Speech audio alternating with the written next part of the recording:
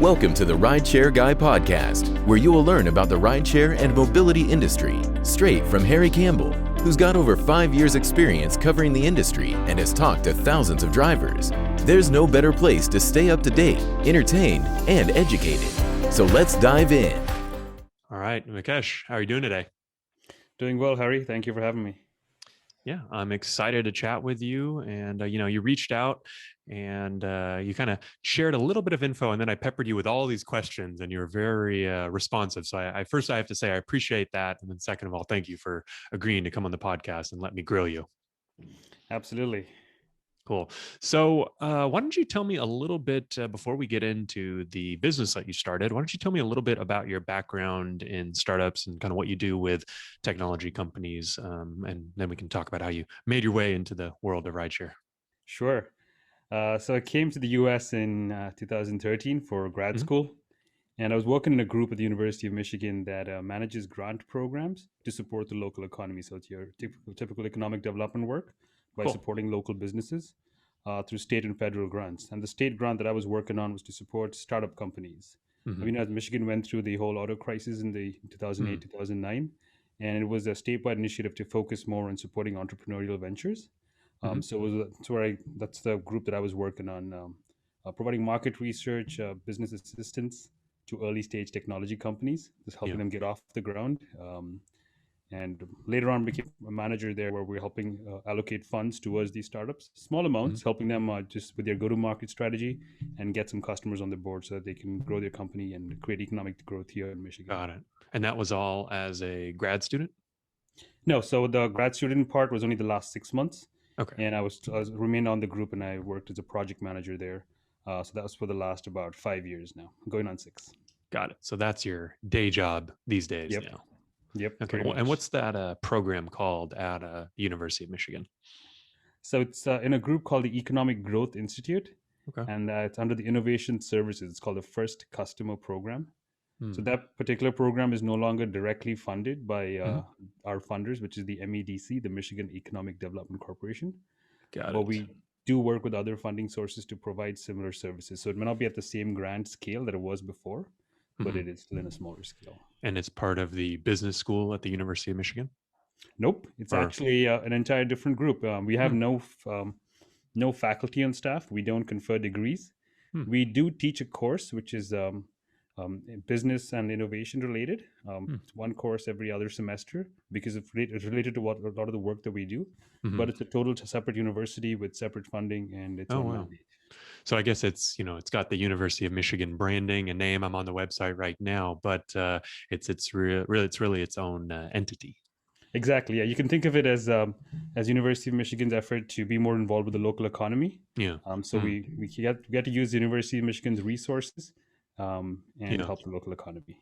Yeah, well, I think it's a cool mission and initiative, right? Because you hear, I think that's probably one of the complaints that people see from, the big tech companies or big opportunities, right? That it's always, it's sometimes less about helping the local economy and helping, some big corporations send profits to Ireland or something like that. And that's actually one thing that I will say to the gig economy's credit, for all the positives and negatives, it has always done a pretty good job, right? I mean, for Uber and Lyft drivers who are working in Michigan, for example, right? I mean, they may complain that they only get 60 to 75% of the fare, but they are getting 60 to 75% is being passed into that local economy versus, if you're buying a product from Apple in the state of Michigan, I mean, very little of that money is going to the actual workers, right? Exactly. Yep. Absolutely. And if you think of it, some of the smaller towns and more rural areas in Michigan, and a lot of other states too, it's one single manufacturing company actually employs almost the majority of that small town. And can play a significant role in that local economy. And if they lose contracts, it's like they're a defense supplier or an automotive supplier, and they lose contracts, that can have significant economic impacts on the local level. So that's the kind of things that we kind of keep a pulse on that and see how that's to find assistance for those kind of businesses. So how did the idea for FairShare come about, or how did your entry and, how did you start noticing and start thinking about the rideshare industry with Uber and Lyft and everything going on there? Yeah, so as I said, right, the 5-6 years I've been talking to entrepreneurs on pretty much on a day-to-day basis, and been riding Uber and Lyft too during that time. And I always talk to the drivers, and like, hey, how much are you earning? Some of the drivers weren't didn't say a lot at the beginning, but after that they opened up, Hmm. and some of them showed me their snapshots of their fare that they got, and I'm like, hey, this is how much I paid. So I used to Yeah. do this pretty much at the end of every ride, like, hey, this is how much Mm. I paid, how much did you pay? And they showed me their fare, and I noticed, like, in Ann Arbor, the place where I'm at, a lot of the Mhm. short rides, like about a mile and a half, maybe 2 miles, I was paying 650, and the driver gets about $3 to 350. So Yeah. sometimes it's almost like a 50%. Yep. I'm On the like, wait, shorter this fares. exactly. I'm like, wait, this does not make sense. I'm like, because it's the driver's car, it's his time, he's Hmm. paying for maintenance, he's paying for fuel. Why is somebody else making equal money as much as the driver, right? So I started digging into it, and I'm like, yeah, let's dig into it and see what we can do. And I'm like, hey, technology does not cost as much these days if you can outsource the development of it. Hmm. And why not jump into it? I started talking to some people about it, and initially, everyone is paying attention to Uber and Lyft, and Yeah. everyone knows that they're not profitable companies. And so everyone's like, are you stupid to get into this? Like, even the biggest players are not making profits. Yeah. Maybe that was good advice, right? Because I shut the business down 2 months later. But once I looked into the annual reports of Uber and Lyft, like the 2019 numbers, for Hmm. example, 14 billion in revenue, 6 billion in cost of sales, which is, I Yeah. think, like driver incentives, because there's a huge attrition rate in drivers. Right. Um, after the 6 months, because they get incentives for the first 6 months, and there's a huge attrition rate. And Mhm. then they paid for like 4 billion in R&D expenses. Hmm. And I looking into that, like, wait, why are they spending 4 billion in R&D when they're not yet profitable? And it Yeah. doesn't take too much thinking to realize that, hey, if they know that the future of this business is not drivers, right? So they're taking money from drivers and Hmm. investing it in autonomous driving. And I'm like, wait, this does not make sense. You don't take money from the people who are working for you Yeah. and then put it into something to replace them, right? So that kind of got me a little bit more motivated to look into this, and I try to figure out ways to get this done, or to build the technology aspect of the app on Hmm. a pretty economical basis, because I could not, um, I definitely can't compete with the big companies on for Yeah. marketing perspective, because that's a pissing contest with the big boys, and you don't want to go there. So we look, okay, let's try to get So an where economic. where did you think that, so obviously you've got Uber and Lyft, they're operating. I mean, consumers mostly love it. There's definitely some issues on the driver's side, right? And that's sort of what you were experiencing when you're comparing the fares. And I'm sure you heard all of the complaints, which are numerous and detailed, which we've covered. And so where did you think was the opportunity to start this new company, or why was there opportunity? So I definitely saw it from the driver's side, right? But we realized the Hmm. driver's side does not matter much in the business of rideshare, Okay. because it's the consumer side that seems to be pulling all the weight. Yeah. And I looked into this, and I looked at Fair Trade article, Fair Trade, to see if people would spend a premium if they know where Hmm. the product is being sourced from. And I think about 40% of the younger generation actually would pay a higher price if they know that the product was ethically sourced. So Got that it. was the reason behind Fair Shares, like, to let the consumer know that everything that they pay is going directly to the driver. In fact, Hmm. it doesn't go the way that we developed our technology was that the payment goes from the consumer to the driver directly. There is Hmm. no intermediary. Like, our Got it. company is not the intermediary at all. The money goes entirely to the driver's account, and the driver pays us at the end of the week a fixed fee for Mhm. licensing just the technology. Yeah. And I There are think other. that model sort of makes sense too, right? Because if you think about it from a driver's perspective, right, you're paying for this technology, right? And, the technology, it is what it is, right? It almost seems like it makes more sense to pay some sort of monthly fee. And then, if you do 1,000 rides for the company a single month, Uber should continue to make more and more and more, right? Since you are the one doing the work. So it sounds like that was kind Exactly. of the general concept. Yep, and exactly, that's the general concept. And a couple of other things also came to light when I started looking at this, is like, why does this business, which is a pretty much a commodity, right, in terms of Hmm. you can find a lot of drivers and you can find a lot of customers, Yeah. why does this business have a 30% finder's fee? Hmm. There is only a finder's, like, if you look at the rates of finder's fee, the only place you find like 30-40% finder's fees when you're selling like antiques and Sotheby's, because you can't find a Yeah. buyer for that, so you need to pay Mm. the middleman that 30-40%. I'm like, why are you taking 30-40% for almost a commodity service when you have all the buyers and sellers in a place? Yeah, And that's a good point. I mean, they're not providing a ton of value, I guess I mean, they exactly. are, but they aren't providing 30 to 40%. And, I think I've seen some good charts that compare marketplaces of take rates, and Uber and Lyft are always, normally it's like you said, like 10 to 15, 20% max, right? And then when it comes to, Uber and Lyft, it's more in that 30 to 40% rate. Yep, yeah, it's their monopolistic Mm. first mover advantage, right? They are in the market and they control it, so they can take their Well, price. I guess that's the answer, right? Because Yep. they can take that high Exactly. of a take rate. That's what they do, right? And I think it's an interesting point too that you made, that they are spending on a lot of, what I think they would call growth initiatives. Like R&D, I think is pretty broad, but I'm sure that means, let's go waste a few $1 billion in autonomous vehicles. Let's go waste a Hmm. few billion on trucking, right? Like, food delivery, whatever it may be. They've got a lot of growth initiatives still within the company. Yep. Yeah, and in that R&D expense, just thinking of it, like their R&D expense in 2019 was 4 billion, then in 2020 was 2 billion, so they just slashed it by 20%. Mm-hmm. I can't think of any R&D project where you cut the budget by half and it still actually gives you the results you expected it to give it Mm-hmm. initially.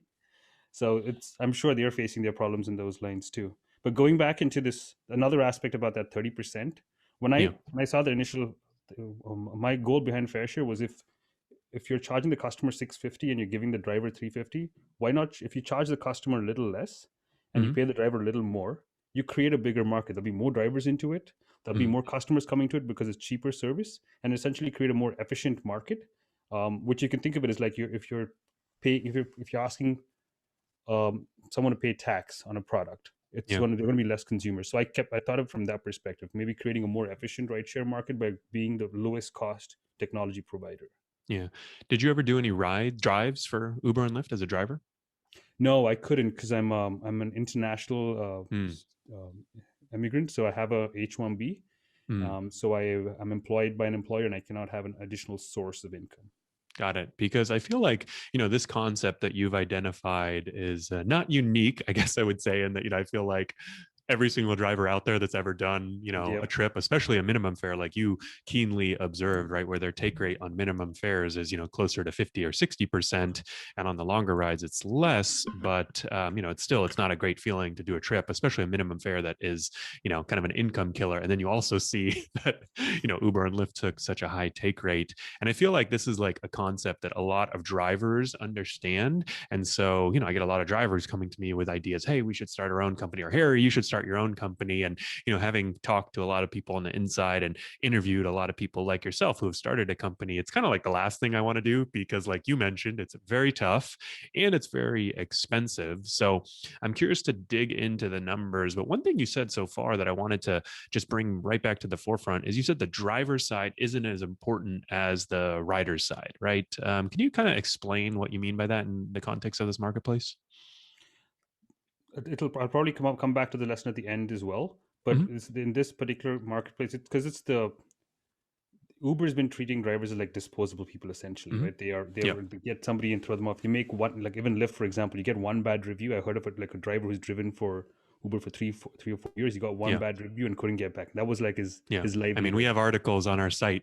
I mean, Okay, that's so actually happened to our right? contributors too. And I'm like, Well, probably don't want to piss this guy off who's then going to go write an article and do a video right. that's going to be seen by hundreds of thousands of people. But, Yep. And in my personal experience, I focused on the drivers and I got the drivers yeah. situated, and then I thought I'll go after the customers. Hmm. I didn't have the marketing budget, and that's when I realized like you need to, if you need to make sure you have a good base of customers for you that'll use your product, because it's a two-sided marketplace. So are you That's saying that it was easy to recruit drivers for this type of program, but just expensive to do customers? relatively easy, because I mean I did Okay. do a lot of legwork, and that was not necessarily the easy part, Maybe but once, easier. oh, certainly easier. Yep, Yeah. certainly Okay. easier. So let's go over a few of the aspects that you mentioned so far. I mean, kind of what it takes to start a rideshare company. I mean, I have a sense, but I'm curious to hear from you if there, what were the 3, 4 big things that you had to consider to like actually get this thing off the ground? I mean, just off the top of my head, the technology, the insurance, the licensing, and I guess also the drivers and riders, which we kind of also talked about. But is that sort of what it took? Or how did you? We don't have to go into every little detail, but at a high level, what did you have to do? Sure, that's exactly the exact points that you hit on, but not necessarily in that order. So Mhm. first was the technology. Okay. So that The was the way that I first thing you went, worked on. yep.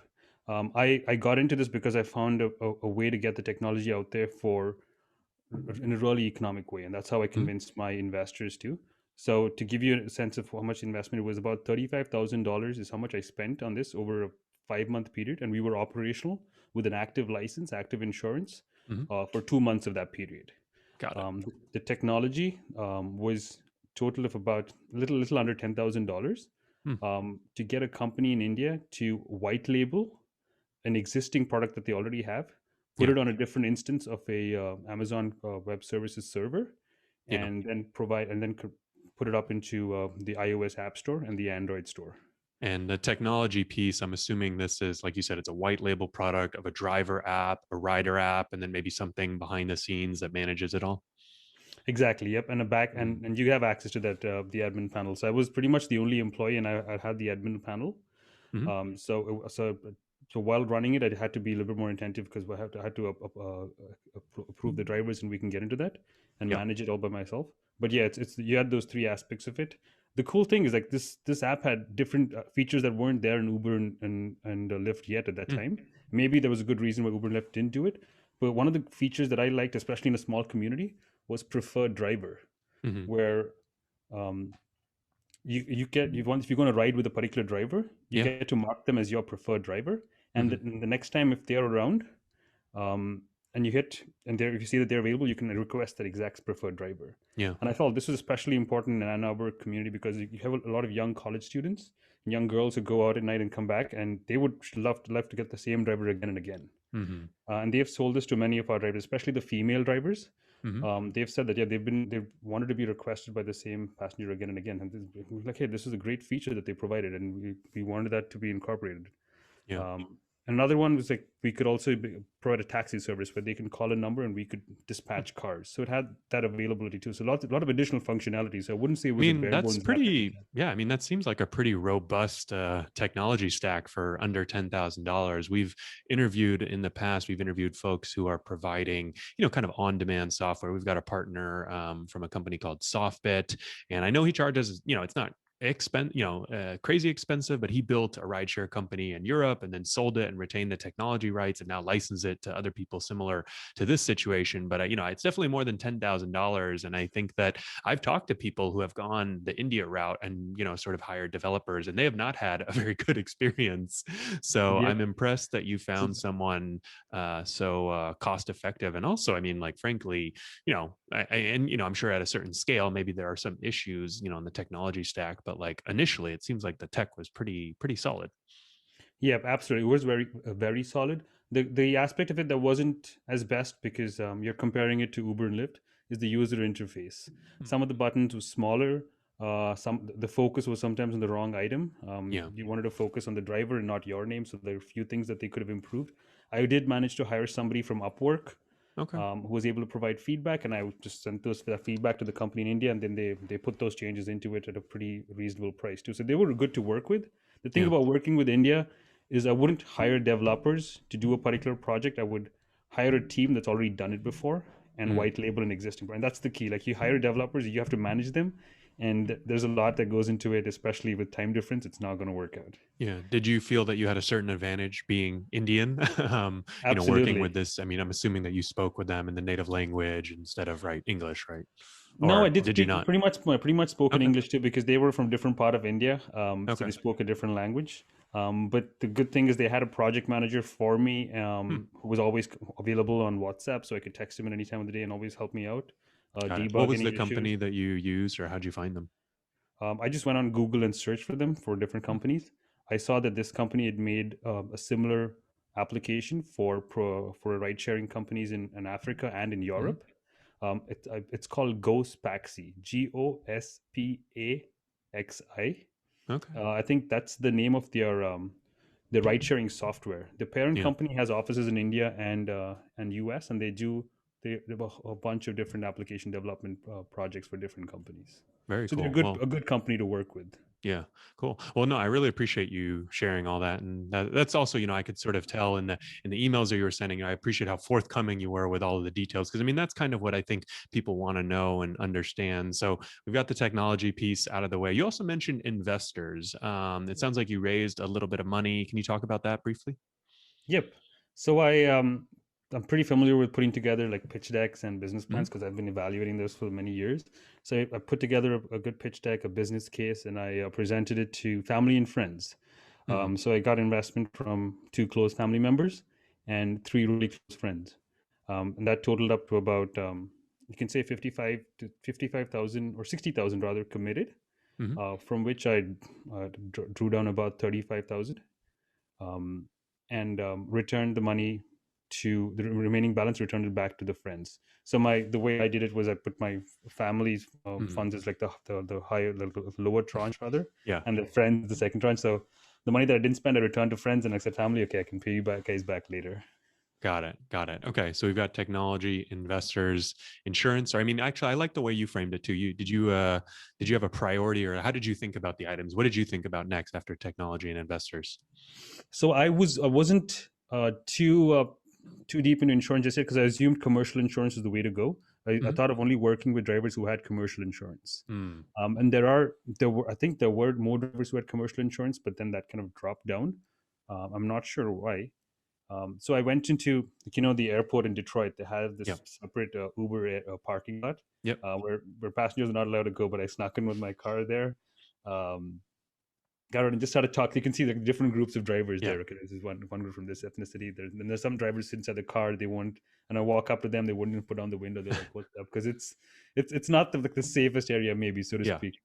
So I'm trying to have some conversations. I look for the guys with the large black color cars, because they're more likely to have the commercial insurance. Okay. And struck up a conversation with them to see what they think about this idea.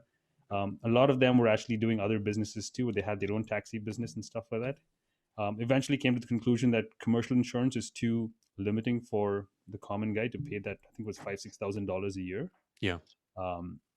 So I started reaching out to insurance providers, and I found this really good company out of Massachusetts that provided rideshare insurance on a mile basis, so on a usage basis. The only thing that they required is to input their API into your driver software, so the driver app. What was that company? I don't remember at the top of my head, but I will get it by the end of our call, because they were good to work with. No problem. We can also put a link in the show notes later for some of these resources. And they were a technology company that was acquired by an insurance or a reinsurance company, because that way they were able to provide the insurance aspect of it. So from a technology stack, their app could calculate the period 1, period 2, period 3 mileage of the driver and the time, and then give you provide a rate for the insurance. And the good thing about that is they also give you a dashboard to tell you how good each of your drivers are driving, and they would give you a rate that would reduce based on the better driving. Got it. And so they have some sort of telematics in the car, in the app? In the app, exactly. So it can tell you with the phone, like if you're accelerating too fast, if you're braking too hard, if you're turning too quick, if you're passing the speed limit. Got it. So just to be clear, I mean, most UberX drivers, right? They sign up with personal insurance to go. That's the only requirement, right? You only need personal insurance to drive for Uber and Lyft. You can get the addendum rideshare insurance, which gives you a little more coverage. But when you're on a trip with Uber is the one with the $1 million liability policy, and now a $2,500 collision deductible. And then there's also the Uber Black level, right? And those drivers are the ones that have commercial insurance on their own, right? So if they get into an accident, their insurance is basically on the hook. And so what did you guys end up landing on? Like the drivers that you were signing up for your service, how are they covered insurance wise? Through the insurance company that I was working with. Okay. Completely.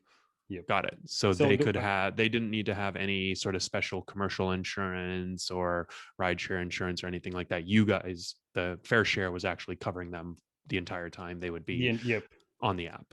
The entire time, though. This is where it gets trickier, because sometimes they use two apps, like Lyft and Uber. Sorry, Lyft and, let's say, FairShare. And if they don't log off the FairShare app while they're while they are driving for Uber and Lyft, they're still using miles on FairShare, so we would have had to pay that bill.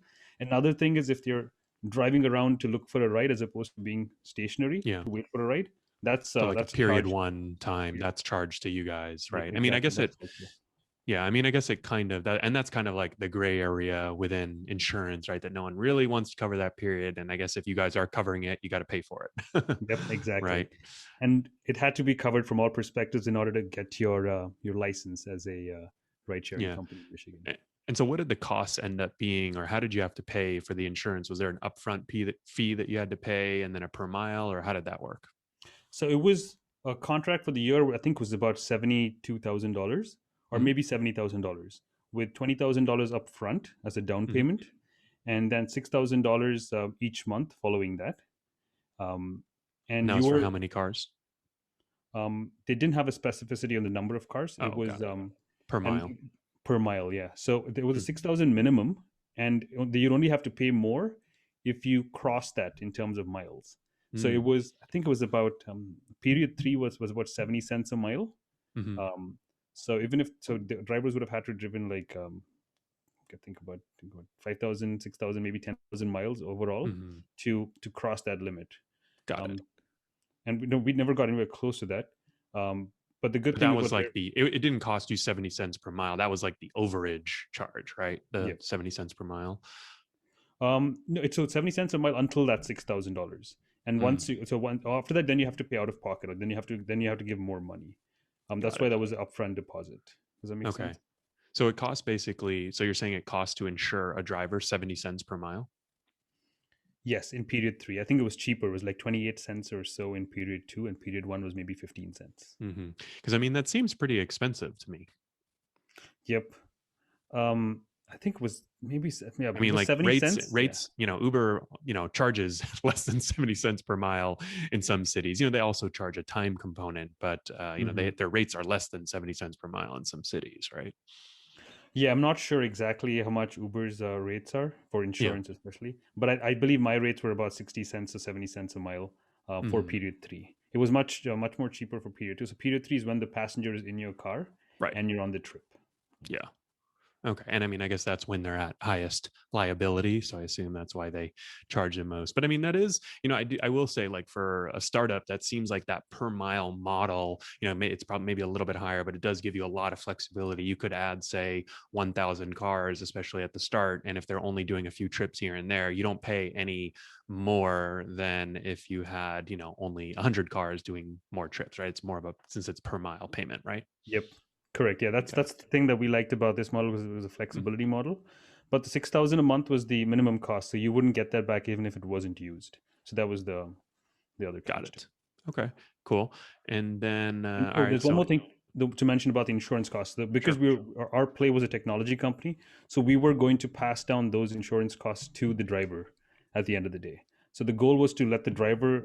This was a long term goal. Once Mhm. we had enough traction, not initially, but the goal was let the driver pay for their own insurance on a per mile basis, Yeah. and better driving is incentivized. So then they would Yeah. pay lesser per mile. But yeah, we didn't get to that point. Got it. Well, I want to ask you about the rates that you would charge, but if maybe we'll save that for a second. Was there anything else that you sort of needed to figure out? The licensing, maybe, and anything else? Any other Yep. So big things you had to get the taken care of? licensing was granted with once the insurance was provided. That was a Hmm. little bit of a snafu because it was not the same kind of insurance that the other ride sharing companies in Michigan Right. provided. But in a couple of weeks, that was granted. And what, I guess, body? Like in California, I know it's the California Public Utilities Commission. Is there a PUC in Michigan too that approves these? It's called the LARA, uh, Lara. Licensing Okay. and Regulatory Authority, Okay. LARA. Yep. A lot of acronyms. Okay. Yep. And so is This is that all about it thousand. takes? Is Yep. that all it Thousand takes to two. start a rideshare company? Was there Thousand. That anything was yeah. That other? was $1,200 for that licensing. But yeah, pretty much Okay. that's all it takes. Okay. So it's not, I will say, I mean, to get started, it's not as bad as I would have guessed. I mean, it's not cheap, but it's also, I mean, it's not like you need $1 million in the bank to start this thing. Yep, you don't. I mean, I did cut some corners Hmm. because I'll give you another example for in terms of legal requirements. So we Yeah. need to have 3 documents: a privacy policy, Hmm. a driver's agreement, and terms of service um, with the user. Um, I when I spoke to a lawyer and figured out what the rates are, it's like $250 for a good $250 an hour for a good Hmm. lawyer, and you're looking at 18 pages of writing a Yeah. document. I did the math. I'm like, wait, this might cost more than the app Yeah. itself. But I spoke to some, I think it was a law clinic here, and it's like, yeah, there's no copyright on legal language. Got it. And I was like, really? So I opened up Uber and Lyft's documents, terms Yeah. of service, rider agreement, read through those, and I essentially wrote my own legal work for my own documents. So I wrote my Yeah. own privacy policy in terms of service and driver agreement for pretty much no cost. Yeah. No, I think that makes sense. And that's probably the strategy that I would do myself, because I think when you're sort of doing a startup, right? I mean, I think that obviously you've got a million different priorities, but at the same time, is that the best way of doing it? Probably not. But I do think you kind of get the highest ROI. And then, if the Exactly. company ends up being wildly successful, you can always, or, raises more money, then you can always get your own privacy policy and, sort of tighten that up a lot. But I feel like things like that, it doesn't make a lot of sense to invest a ton of money in at the start when Sorry. they aren't really going to determine the success of the company or not, right? Exactly. Yep. At least in that early stage. Yeah. Okay. So what went wrong? Cool. So I'll tell you once we got started, right? So I paid attention to where all the rides. So we didn't do any marketing. So we couldn't like the ride sharing companies when they initially started gave you 10 rides, right? To Yeah. on Uber or Lyft gave you 20 rides. Free ride. Yeah. Free ride. Yeah. Yeah. So we weren't taking 20% of every ride, right? So we couldn't give a huge upfront fee and make that money off of each ride because that wasn't our business model. It was the money goes to the driver, and I couldn't ask a driver to like, hey, why don't you give 10 rides? Yeah. For free. Because it was their money and their fuel and stuff like that, and I didn't have a huge budget to just go and give this money because there was no ROI. We were making, let's say, $60 a month from a driver for technology, and this is like full-time drivers. We couldn't be giving 10 15 rides to a local population, so that's one hurdle. So we need to look at more inventive ways of coming up with the marketing strategy. So we looked at the highest through the areas where a lot of cars go back and forth. And there was on Thursday nights in Ann Arbor, there's a very popular bar where all the students from the residential areas, the high rises, go to this bar or a couple of bars in this area, and they go back at night. And you talk to any driver, they know that that's pretty much back and forth where they're going. Yeah. So we created a marketing platform to just go and maybe give some kind of incentive to passengers there to use FairShare and get it back on their way back. So we went to the location and told them, hey, if you can download FairShare, this is what it is. You can you get to pay the driver, they make money directly, and you get 2 free drinks. Lesson learned: don't try to sell anything to a drunk person because you're not going to remember. Okay. So we for how much the good thing is our marketing expense was pretty variable expense, not fixed cost. So it depended on how many people actually downloaded the app and got their coupon. So we didn't spend a lot of money On the free, you didn't have to give away too many free drinks. Exactly, too many free drinks or too many coupons. But we did have like 5-6 drivers. Ready that evening. I think we went up to 8 drivers at one point.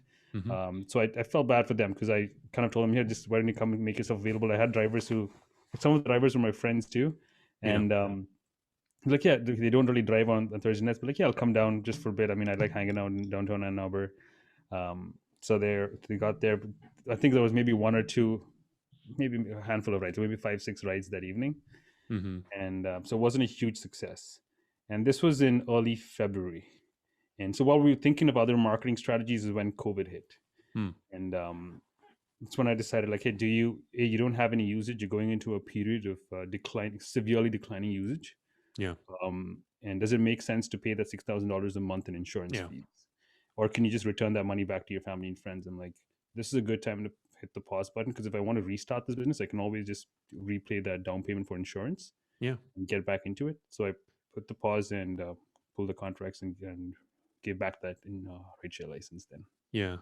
I do feel like COVID was quite unfortunate timing for you guys. I mean, you were sort of like, you obviously hadn't figured out the marketing, you're still exploring and experimenting. And I'm sure that you had a lot more ideas to sort of what you needed to do to attract passengers. And like you said, that first night wasn't a success, but you also didn't have a whole lot of cracks at it, right? Yep, exactly.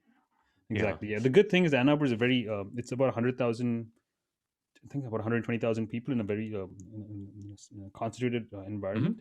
So it's a lot of short rides. Not a lot of long rides, and the drivers like those rides too, because they get pretty frequent rides there. Because I've seen drivers who go to the airport and wait there the entire day.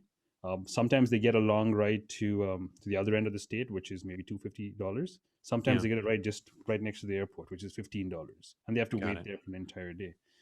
And this goes back to how like Uber works with all the different drivers. Like they never tell you exactly how much you're getting. Sometimes you get a nice big rate, big amount of the ride. Sometimes you get a really small percentage. Maybe they've changed that policy now, but they keep you guessing, and it's like a slot machine, right? You just keep going back until you hit a jackpot, and that's how the economists. It is pretty interesting to think about the fact that from a driver's perspective on these platforms, there's so many complaints, right? There's so many issues, right? So many of these things that you're highlighting, right? Like you didn't have to study this industry for 7 years like me to come up with a lot of this stuff. It's pretty apparent, in the first 3, 6, 9, 12 months, right?